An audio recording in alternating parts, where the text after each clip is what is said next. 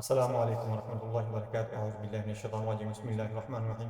آج میں آپ کو ایک وظیفہ بتاؤں گا اور بہت ہی طاقتور، بہت ہی نایاب، بہت ہی قیمتی ہے، اور ایسا وظیفہ ہے کہ ہر چیز فنا ہونے والی ہے، وہ باقی رہنے والا ہے، چونکہ وہ وظیفہ ہی ایسا ہے اور نام ہی اس کا ہے جو ذات باقی رہے گی، ہر چیز فنا ہو جائے گی۔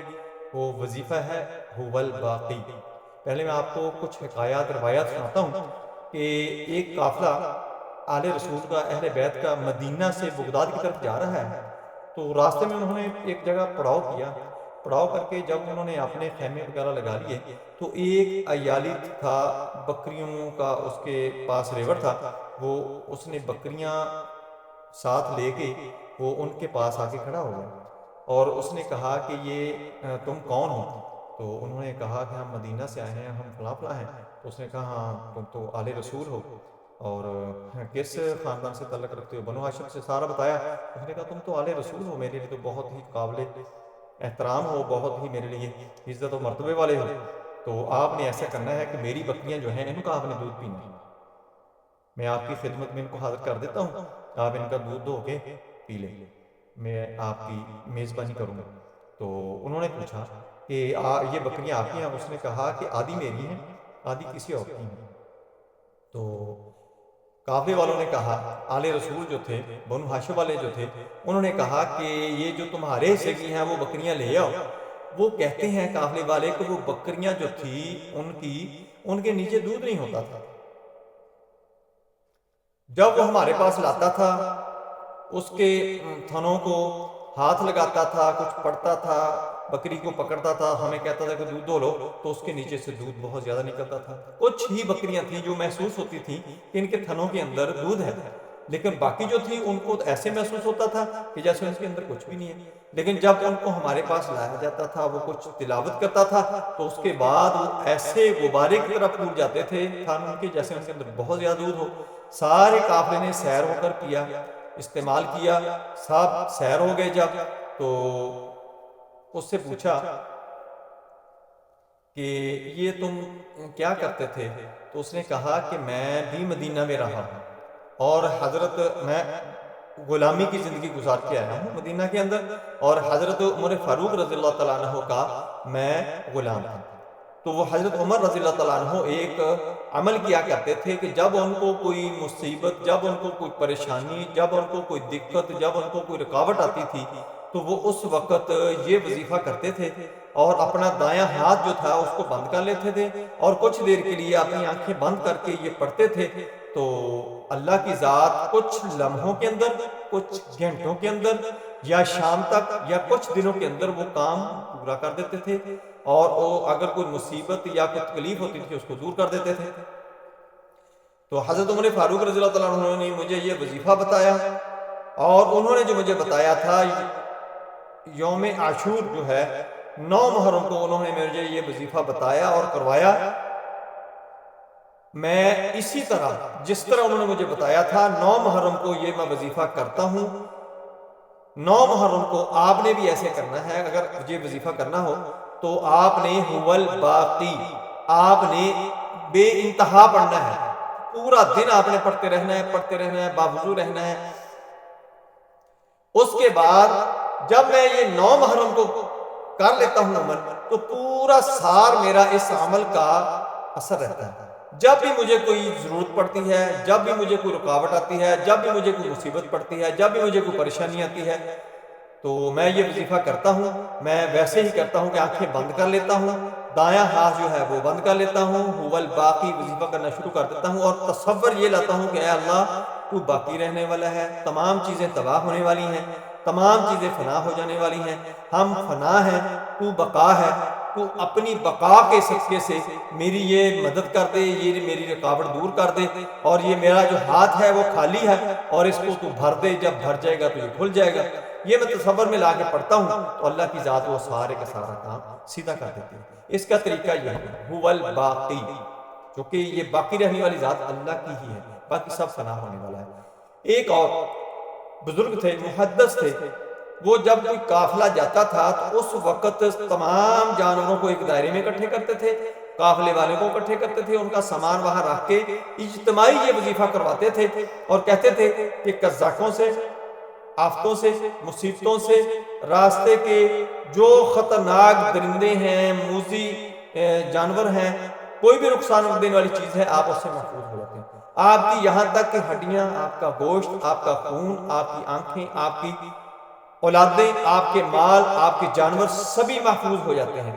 جب آپ محفوظ ہو جاتے ہیں تو آپ کے سارے مال اسباب جو ہیں وہ بھی محفوظ ہو جاتے ہیں۔ تو وہ بزرگ تھے امام ترمذی۔ امام ترمذی ایک دفعہ ایک قافلے کے اندر نہیں گئے اور یہ وظیفہ نہیں کیا گیا تو اس وقت قافلے کو نقصان ہو گیا۔ ایک اور روایت ہے، حکایت ہے کہ بخارا سے آل رسول کا، اہل بیت کا ایک قافلہ جو ہے وہ وہاں سے نکلتا ہے۔ اس وقت جب تاتاریوں نے، ہلاکوں نے جنگ کی تھی اور حملہ آور ہو گیا تھا، بہت زیادہ نقصان کر رہا تھا، کوئی بھی چیز محفوظ نہیں تھی، نہ عزت محفوظ تھی، نہ مال محفوظ تھا، نہ جان محفوظ تھی، نہ کوئی چیز محفوظ تھی۔ تو وہاں سے وہ نکلے اور نکل کے جب آگے آئے تو ایک وہاں پر ایسا بادشاہ تھا جو عزت کے معاملے میں عورتوں کو لوٹتا تھا، ظالم تھا، ظلم کرتا تھا۔ جب کوئی قافلہ دیکھتا تھا اس کے اوپر تو وہاں ان کو رات پڑ گئی تو یہ وہاں رک گئے، چونکہ نہ ان کی کوئی منزل تھی، نہ ان کا کوئی ٹھکانہ تھا، لٹے پٹے وہاں سے نکلے تھے۔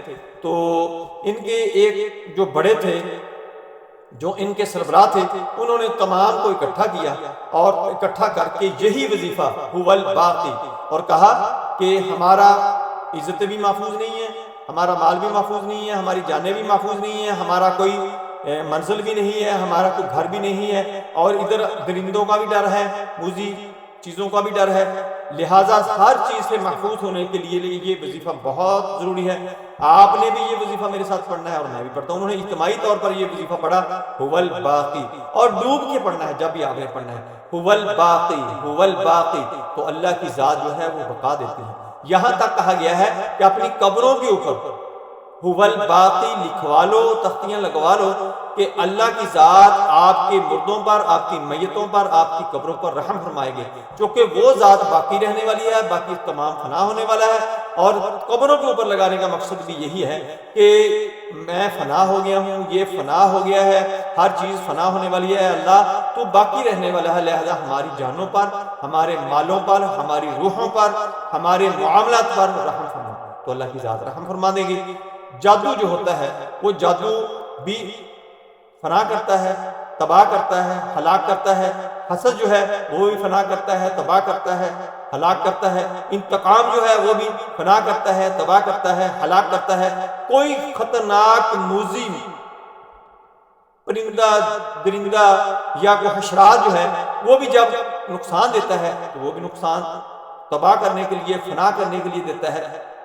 آپ کا کوئی دشمن ہے، آپ کا کوئی مخالف ہے، وہ بھی آپ کو نقصان پہنچانے کے لیے، یہ آپ کے ہر انگ کو، آپ کی ہڈیوں کو، آپ کے گوشت کو، آپ کے خون کو، آپ کے تمام جسم کے اعضاء کو، آپ کی اولادوں کو، آپ کے مال کو، آپ کے اسباب کو، تمام کو محفوظ رکھنے والا، تمام کو بقا دینے والا عمل ہے۔ لہٰذا آپ اس عمل کو اپنائیں، اس کو کریں، اللہ کی ذات مہربانی فرما کے آپ کو بہت ہی کامیاب رکھے گی۔ اگر آپ کا کہیں کوئی کاروبار ہے، کسی کے حسد کی وجہ سے، کسی کی جادو کی وجہ سے، جنات کی وجہ سے وہ بیٹھ گیا ہے، کوئی فیکٹری ہے وہ کسی جادو کی وجہ سے، کسی جنات کی وجہ سے، کسی بھی معاملے کی وجہ سے وہ ختم ہو گئی ہے، تو آپ اس کو دوبارہ اگر مینٹین کرنا چاہتے ہیں، دوبارہ اس کو عروج پر لانا چاہتے ہیں، تو هو الباقی کا وظیفہ کریں، انشاءاللہ اللہ کی ذات اس کو بقا دے دے گی، اور اپنی بقا کے صدقے سے آپ کو اس میں برکت ڈال کے وہ دوبارہ عروج پر کام آ جائے گا۔ لہذا آپ نے هو الباقی کا جب وظیفہ کرنا ہے تو انشاءاللہ آپ اس میں کامیاب ہو جائیں گے۔ اور اس کے ساتھ ساتھ اگر کسی بندے کے اوپر جادو کیا جاتا ہے، جنات کے ذریعے جو جادو کیا جاتا ہے، وہ 3 دن اوپر ہی خلا میں ہی گھومتا رہتا ہے، اور اس انتظار میں ہوتا ہے کہ کوئی اللہ کا بندہ دعا کرے، یا کوئی ایسا وظیفہ کرے، یا کوئی ایسی کوئی کام ہو کہ جس سے وہ اس سے محفوظ ہو جائے، اس کی جان محفوظ ہو جائے، اس کا مال محفوظ ہو جائے، اس کی نسلیں محفوظ ہو جائے، اور میں واپس ہو جاؤں۔ وہ 3 دن تک اوپر گھومتا رہتا ہے. جب کوئی ایسی دعا، ایسا وظیفہ یا ایسا کوئی کام نہیں کیا جاتا تو پھر وہ اثر انداز ہوتا ہے، پھر اس کو ہلاک کرتا ہے، تباہ کرتا ہے، برباد کرتا ہے، فنا کرتا ہے. ہمیں بھی نہیں پتا کسی دشمن کا، کسی ظالم کا، کسی انتقام لینے والے کا، کسی حاسد کا، کسی نظر بد کا. تو ہمیں چاہیے کہ یہ وظیفہ کرتے رہیں کہ اگر خدا نخواستہ ایسا ہو تو وہ جادو اور جنات جو بھی ہمارے اوپر آیا ہے وہ واپس ہو جائے، اس وظیفے کی برکت سے وہ فنا ہو جائے، یہ ہمیں بقا مل جائے. یہ ایسے ہی ہوگا جیسے اللہ کا نام باقی ہے، هو الباقی. اب جب اس کا وظیفہ کریں گے تو هو الباقی، اللہ کی ذات ہمیں بقا دے دے گی، اللہ کی ذات ہم پر رحم فرما کے ہمارے سارے معاملات کو سیدھا کر دے گی. آپ نے کیا کرنا ہے کہ روزانہ آپ ایسا کریں، ہر نماز کے بعد ایک تسبیح کر لیں، یا صبح شام ایک تسبیح ضرور کر لیا کریں، تو آپ کو انشاءاللہ اس کی افادیت ملنا شروع ہو جائے گی. جب 9 محرم آئے تو آپ نے 9 محرم کے دن اس کا لا تعداد وظیفہ کرنا ہے، لا تعداد پڑھنا ہے. اس کو هو الباقی ایک لفظ ہے، کوئی مشکل نہیں ہے. آپ نے هو الباقی پڑھنا ہے. اجتماعی طور پر پڑھیں بہت فائدہ ہے، اکیلے پڑھیں، انفرادی طور پر پڑھیں بہت فائدہ ہے. آپ نے اگر اس سے فائدہ لینا ہے تو میرے دوستو آج سے ہی اس کو شروع کر لیں، انشاءاللہ آپ کو بقا مل جائے گی. جیسے اللہ کا نام باقی ہے تو آپ کو بقا ملے گی، آپ کی نسلوں کو بقا ملے گی، آپ کے مال اسباب کو بقا ملے گی، آپ کی صحت کو بقا ملے گی. آپ اس کو آج سے ہی شروع کر لیں. مجھے امید ہے کہ آپ کو یہ ویڈیو پسند آئی ہوگی. اگر پسند آئی ہے تو اس کو لائک کریں، شیئر کریں دوستوں کے ساتھ میں، اور بیل آئیکن کو پریس کریں. میرے چینل کو سبسکرائب کریں. اپنا خیال رکھیں، اپنے پیاروں کا خیال رکھیں. اللہ حافظ. السلام علیکم ورحمۃ اللہ وبرکاتہ.